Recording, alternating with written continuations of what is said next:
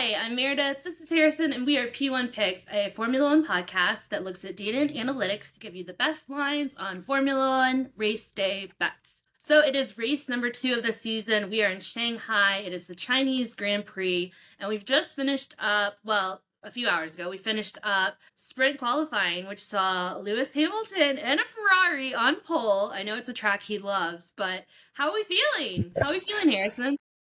I mean, I'm thrilled. I feel like Lewis winning that pole is just every Ferrari fan in Tifosi is like, are we back? Can we carry this pace all the way through the season and maybe Lewis can come back and win the championship?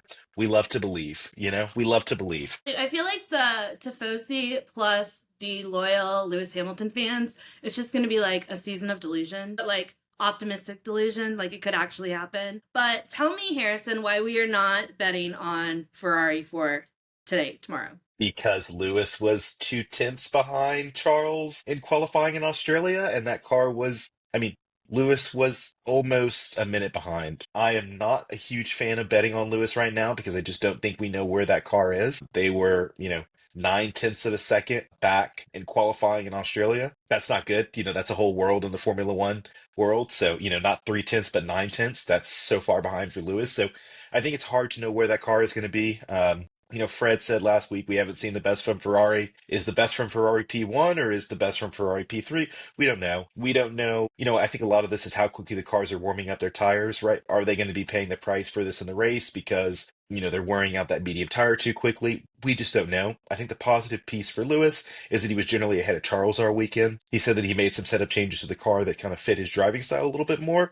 And so I feel like that's paying a dividend. So yeah, I think as a Lewis fan, I've got to be extremely excited for Pole, but more excited that he seems to be taking a step with Ferrari and with some of the setup changes to kind of push the car in a better place. Yeah, for sure. And I mean, Lewis even said after qualifying that, this will be his first real race stint that's not on the wet once they get to their race on Sunday. So that makes it a little bit more perilous and I feel like a little bit sketchier to bet on. But I think it's definitely looks like good strides for Ferrari and interested to see what we get in the sprint race tonight for sure. With that being said, let's jump into our bets for the Chinese Grand Prix. So here's my hot take. I am absolutely sick of people on the internet telling me that Sergio Perez Jr. is Liam Lawson.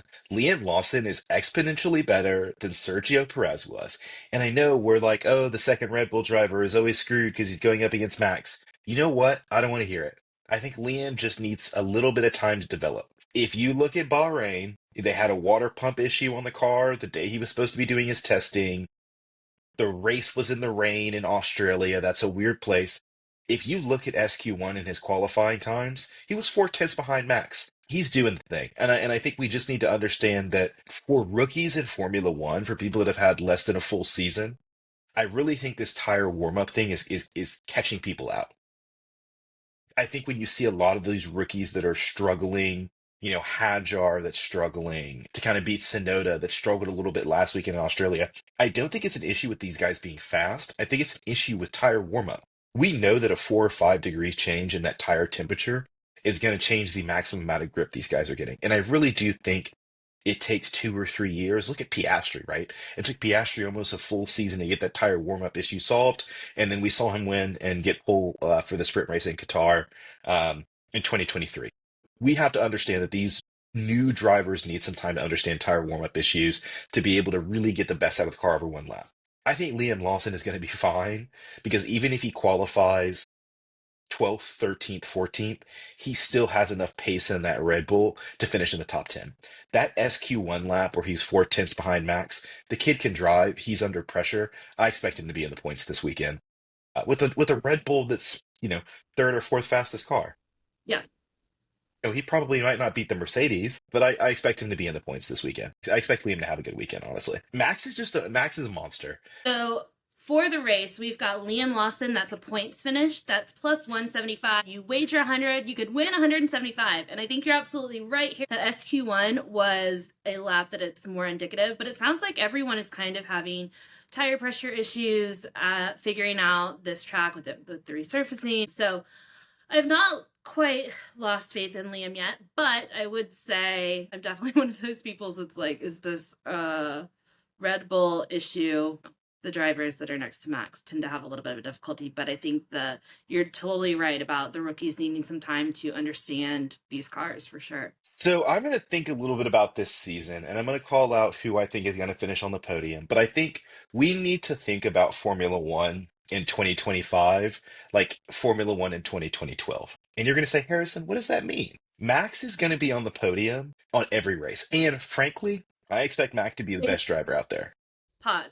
On every race, Harrison. On every race. You think Max has the potential to be on the podium every race, like he's always in Max will it? be on the podium every race. Not only will Max be on the podium every race, Max will lose the championship, but will be the best driver in Formula One.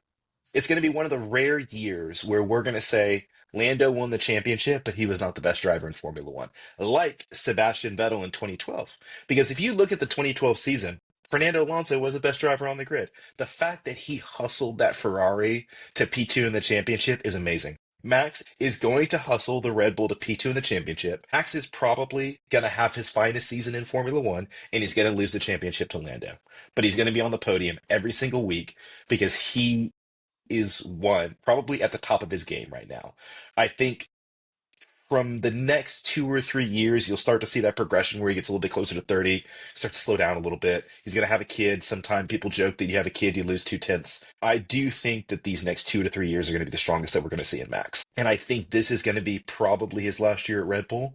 We're going to see some of the best driving we've seen from Max. And if you look at his qualifying laps, that car looks uncomfortable. It looks like it's on the knife edge, and he has driven it to, you know, thousandths of a second behind Lewis.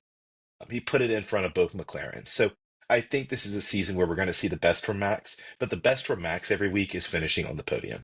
He doesn't have the pace right now to beat the McLarens, largely because it seems like Red Bull have not gotten those tires to work. If you look a little bit about the commentary that we're seeing from Horner, from Helmut Marko, they have, they feel like they have some of the same race pace as the McLarens do, but they feel like, after 8 laps, their race pace really falls away as those tires fall away, where McLaren seems to have better balance and they seem to be getting faster.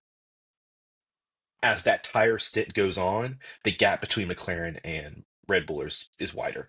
Now, I think the interesting piece is Helmut Marko says we understand these problems. We think in 3 to 4 races we're going to have some parts that should be able to help us there. So it'll be interesting to see what updates we start to see in 4 races, and does that potentially give Max some of the tools that he would need to potentially catch McLaren? We don't know. But I think for this weekend, Max will be on the podium. I think it's an easy $80 to win.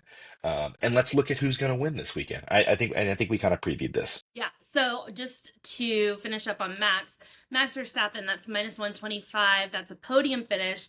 Wager 100, potentially win 80. And I believe in Max too. He looks like he is at the top of his game on a car that is less than a little bit. And so, but I think going back to like our season preview, this Red Bull is going to be an ever evolving car with ever evolving updates. And I think you're right. Max is just at the top of form right now. Who do we have He's, in this race? I mean, it's going to be no one but Lando. Not He's in a different universe right now. Yeah.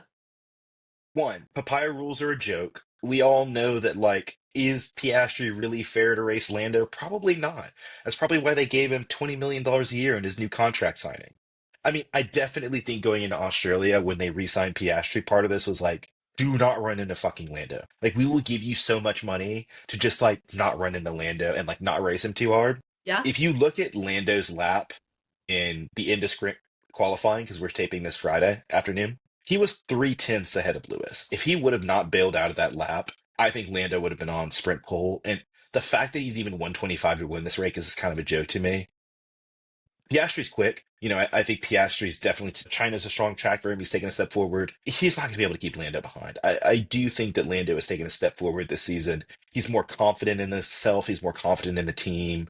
He has a 3 to 4 tenths of a second pace advantage, and they seem to be better on their tires than the Red Bull. This is an easy win for Lando. Let's not overthink this. Okay, let's not overthink it. So that's Lando Norris to win the Chinese Grand Prix. Minus 125. You bet 100, you win 80. Yeah. I like a lot of what you said there. I think the papaya rules are a big fat joke as well. I would say one question I have is How much do we take out of this sprint race going into the main race? Do you think those results are at all indicative of what the main race is going to look like, or is the distance just so different that it's not going to really impact? I think it's easier to look at the sprint qualifying laps on the medium tire. It's also going to be interesting to see what cars kind of chew through their tires relatively quickly on the sprint race. I don't necessarily think it's indicative because it's 19 laps on the sprint and 57 for the full race. I don't, you're going to see cars that are knocking pit stop in the sprint race where in reality, I think it's going to be hard for these teams to get 19 tires. I mean, I do think this could potentially be a two-stop race for some of these teams. The strategies are going to be really weird on the sprint qualifying. I don't necessarily think we can learn a lot. I think we can learn a lot from sprint qualifying, where it's like, hey, Ferrari got the tires in the right window. They seem to be really strong. There's maybe a little bit of a discussion that the McLaren, especially Lando, kind of underachieved. But it's a long race. It's a long straight. I don't want to read too much into the sprint when I think the teams have really set up their cars for race pace on Sunday, not for sprint points on Saturday. Yeah, I think I agree with that. I feel like even last year, the difference between a sprint race and the main race often was like quite a bit. And you can kind of tell that cars are setting up for the main race. That's where the most of the points are.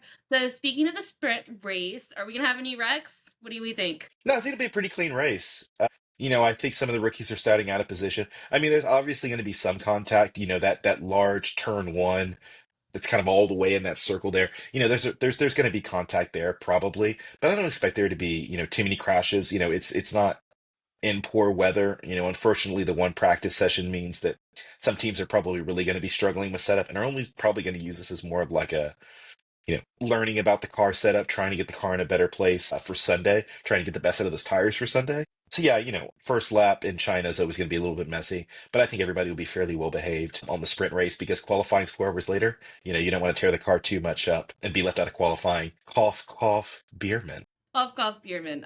Yeah. Cough, cough, several, I feel like could potentially. But I think you're right. I'm interested to see the sprint race though, and then what qualifying looks like. I think, are we going to get a big variance in where people qualify? One last thing, Harrison, walk me through this track and how it compares to other tracks. What we need to be on the lookout for. Where The longest straight of the year. So there's some discussion about Baku and China who has the longer straight. I mean, Baku has a longer straight because it has a little curve in it, but they're full throttle for a longer time in Baku, but technically Shanghai is the longest straight in Formula One. So I think it's going to be about teams kind of maximizing all three phases of the vehicle. You want to make sure that the front end works, especially when you look at sector one, that long term, very twisty and tighty through that first sector. A lot more kind of high speed turns in sector two. And then there's a really long straight in sector three. So you'll need kind of those medium downforce wings. There's been some talk about the rear wing flexibility tests and things like that. Probably good for Red Bull more than anybody else. Yeah, so China's got a long straight. It's got a really interesting turn one that's pretty unique. It doesn't look like there's necessarily a ton of rain. Track was actually resurfaced recently. So, we don't necessarily know how abrasive it is. There might be a little bit question marks there, but um, yeah, pretty more standard of a track than Australia. Australia is really somewhat of an outlier. So I think we get to our first real traditional Formula One track. It's not a street circuit, and that'll give us some more insight. I would take more from what you see in China than what you saw in Australia. Yeah, I think that's a great point. And then the Haas boss, Ayo Komatsu, said that they'll have a much better indication of where their car actually is after this race, as opposed Mhm. to Australia, because it did kind of feel like such an outlier. So yeah, I think that's what we can learn from China. Three really unique sectors. It should end up being a really fun race. I know that the DRS zone is lengthened by 75 meters, so hopefully a little bit more overtaking than we saw in last year's race. Well, I think that's it for us previewing the Chinese Grand Prix. I'm really excited. I think we're going to know so much more about these cars and these teams after this race. So great talking to you, Harrison. And we will look to talk next time we've got a race. Go Peace. Lewis. Go, Lewis. Go.